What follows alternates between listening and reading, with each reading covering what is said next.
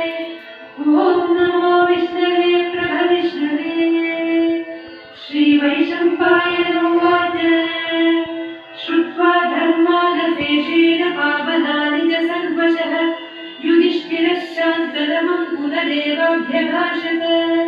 युधिष्ठिर उवाच किमेकं दैवतं लोके किं वाप्येकं परायणम् स्तुवन्तः कं प्रमज्जन्तः प्राप्नुयुर्मानवः शुभम्।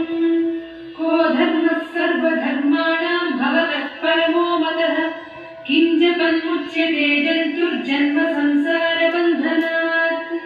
श्रीभीष्म उवाच जगत्प्रभुं देवदेवमनन्तं पुरुषोत्तमम् स्तुवन्नाम सहस्रेण पुरुषः सततोत्थितः तमेव चार्चयन् नित्यं भक्त्या पुरुषमव्ययम् ध्यायन् स्तुवन् नमस्यस्य यजमानस्तदेव च। अनादिनिधनं विष्णुं सर्वलोकमहेश्वरम् लोकाध्यक्षं स्तुवन् नित्यं सर्वदुःखादिगो भवेत्। ब्रह्मण्यं सर्वधर्मज्ञं लोकानां कीर्तिवर्धनम् लोकनाथं महद्भूतं सर्वभूतभवोद्भवम्। एष मे सर्वधर्माणां धर्मोऽधिकतमो मनः यद्भक्त्या पुण्डरीकाक्षं स्तवैरर्चेन्नरः सदा।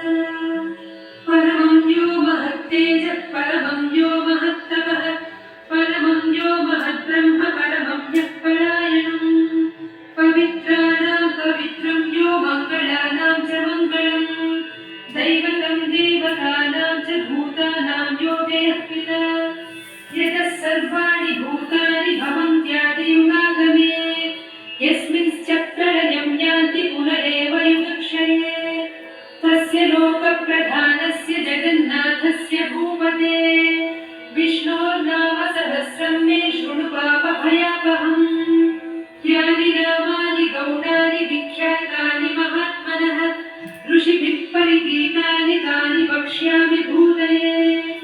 ऋषिर्नाम्नां सहस्रस्य वेदव्यासो महामुनिः छन्दोनुष्टुप् तथा देवो भगवान् देवकीसुतः अमृतांशोद्भवो बीजं शक्तिर्देवकीनन्दनः त्रिसामाहृदयं तस्य शान्त्यर्थे विनियुज्यते।